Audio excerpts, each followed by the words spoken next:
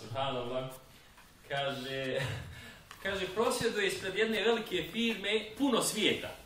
I kaže ljudi izišli i prosvjeduju kako nema posla, kako su nezaposleni, tako. Kaže, naiđe čovjek u Mercedesu. I on se sažalio na te ljude, masa svijeta. I kaže, on zaustavi auto, otvori zom jednog momka, kaže, šta je to momci, šta to vi radite? Kaže, evo nema posla, mi prosvjedujemo, mi tako. Kad ovaj čovjek smilova se uzije vizitku, kaže, evo ti, kaže, moja vizitka, evo, kaže, to je ta firma, adresa, javi se, kaže, sutra imaš posao. Ovaj će ti, kaže, a će mene daće od ovoliki ljudi. Šalim se, ali treba se i našalt, naravno. Šalim se, ali što se tiče toga, najbolje bi bilo da muž i žena, zaista na ovu upadicu, da demokratski, ako smijem tako kazati, odnosno u dogovoru da raspolažu imetkom. S obzirom da i po šerijatu, muž i žena u našem značenju riječi, znači gdje je žena vezana za kuću 24 sata, gdje nema svojih primanja vaška, gdje na neki način ona zaista treba da se pita u kući šta će, kako će, šta će se uzeti, ali ne smije u svakom slučaju da bude diktatura ni s muške ni sa ženske strane. Znači to je pogrešno, nego je najbolje da se razgovara. Da se razgovara uz kahvu, da se dogovori gdje će se, šta će se, da se napravi jedan plan. I zaista sve hajirli stvari koje se napravi na osnovu dogovora, tu će, ako Bog da, biti i međusobna ljubav, i razumijevanje, i sve ono u čemu je hajr. Što se tiče drugog pitanja, odnosno pitanja učenja jasina za pare ili bez para, to je jedno pitanje koje evo vrti se već neki 15-20 godina i stvar je u stvari jasna. Tu nema šta plaho. Nije dozvoljeno prodavati Kur'an za novac. To niko normalno neće kazati da je to dozvoljeno. Niti je dozvoljeno doći kazati za cijent, slušaj, moja hatma 2 stoje, tvoja je 3 stoje. Daš. Ili moje jasin 15 maraka, tvoj 10. Ili nije dozvoljeno da se to normira. Da se normira i da se kaže, slušaj, toliko je to. Mislim, ružno ispadne. Zaista ružno ispadne kad uđe čovjek u džamiju pa ga zatakne cjenovnik tamo. Prvo što vidi cjenovnik, majčin sina. I uglavnom je to vezano za smrt. A kad je smrt, ljudi će posuditi, subhanallah, uzeti kredit da ukopa mejta. I onda on misli da mu nije hasuli ako mu neko prouči tam nešto, a da mu on kovertu ne dade. To je apsurdno. I zato se mi moramo boriti protiv toga. Znači moramo podizati svijest naroda da prvo to ne treba. Znači ne treba te stvari raditi, a pogotovo ne, dakle, davati te neke stvari, dažbine mimo svojih mogućnosti. Druga je stvar, sinoć, na primjer, jedna djevojka se jadi, ona ode i tako, pa nekada nešto prouči, ona neće to da primi. Ali onda njezini iz porodice, oni joj daju to. U stvari, znači, ako dođe do takvog insistiranja, nema smetnje uzeti taj novac, pa ako ništa onda dat ga kao sadaku, podijeliti nekim studentima ili u stvari nešto slično. Inšallah nema smetnje u tome.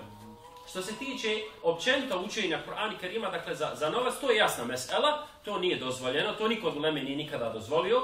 Međutim, ako neko prouči nekome nešto, zato što ne zna, nešto slično, nada se da će to biti kabul kod Allaha dželle šanuhu, opet kažem, ne treba tražiti nikakvu protunagradu, niti je uzimat, ali ne treba tu od ljudi koji ne znaju dovoljno vjeru, pa žele insistiraju da se nešto uzme, dakle, ako imam je već tu ili neko drugi proučio, neka uzme to, ja savjetujem, neka uzme pa neka dadne nekim studentima, djeci i tako dalje, on će se time ako Bog da pomoći, a neće ako Bog da biti smetnji u tome.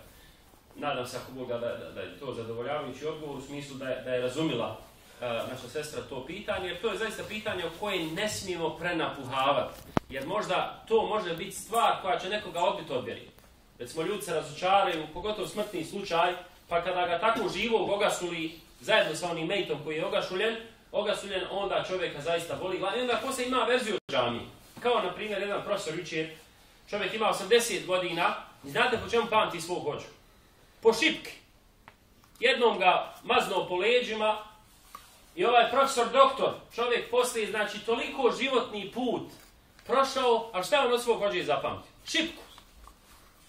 Šipku. Znači ništa od one ljepote islama, od merhametluka, od sunneta, od lijepog obhođenja, on to nije ništa zapamtio. On je zapamtio samo majčin sine šipku. Znači izuzetno je važno kako ćemo mi ljudima pristupiti, kako ćemo prezentirati tu vjeru i zato je važno Naravno, ovo je priča koja se mora govoriti više unutar islamske zajednice, da islamska zajednica dakle, postakne imame. Ja se sjećam kada sam došao prije nekih 13 godina u Zenicu, bilo je poprilično rašireno to kovijete i ostalo. Međutim, hvala dragom Allahu, danas skoro da nema toga. Skoro da se ne uzima. Došlo je do proglasa, ne smije se uzimati, ne smije se davati, nema potrebe za tim, tako dalje. Tako da su alhamdulillah stvari jasne i rijetko je danas takve stvari. Znači, vrlo je bitno djelovati unutar institucija, razvijati svijest kod tih naših čestitih imama. To zaista hajrli ljudi. Ima puno tu hajrli ljudi koji se mi trebamo stiditi. Koji su 24 sata na izmetu svom doma. Naravno, ima profesionalac koji u džamiji sam rad pada. Realno. Treba stvari postaviti na njihovo pravo mjesto. Ali zadaća glavnih imama, muftija i cijele islamske zajednice da vodi računa, znači koga prima, ko radi i kako, da kontroliše.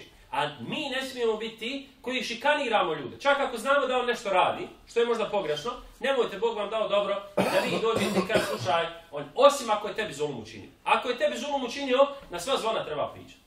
Jer Allah dželle kaže: "La yuhibbu Allahu al-jahra bis-su'i min al-qawli illa man zulim." Allah ne voli da se o zlu priča, da se o ružnim stvarima priča osim onome kome je zulum učinjen. Ako je nekom zulum učinjen, onda treba dignuti to maksimalno. Nema onda ni po babi ni po stričevi. Što je važno? A ako se nešto može završiti unutar naših ovakvog krugova, to tako treba raditi. Znači trebamo neke stvari naučiti unutar naših džemata kritikovati. Jer znate kako, kada recimo primjer, ja sam nedavno bio na jednoj hudbi, doslovno Allah i poslanik neuzubillah skoro nisu spomenuti. Od 25, odnosno 30 minuta, ali šta će znači da ja ustane posle i kaže, ljudi vidite ove hudbe neuzubillah, pogledajte kako je ovo. Ne može tako, nego treba polako, fino, pa nasamo sa imamom, pa šta je bilo, znaš, o čemu se radi, da vidimo šta je, možda je neki problem, da vidimo o čemu se radi. Znači pomoć da se to sad. Tako i ove stvari koje su recidivi, naplaćivanje Kur'ana, ne znam, nekakvi običaji iz džahilijeta, nekakvi bogumilski običaj. Mi imamo još bogumilskih običaja.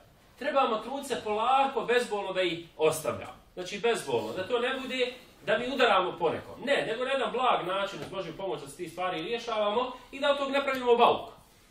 Da ne pravimo bauk oko neki relativno rečeno bezazleni stvari. Imamo mi daleko preći stvari, egzistencijalni ovdje u Bosni koje, subhanallah, trebamo rješavati čuvajući se za budućnost i nas, ako Bog da, i naše djece.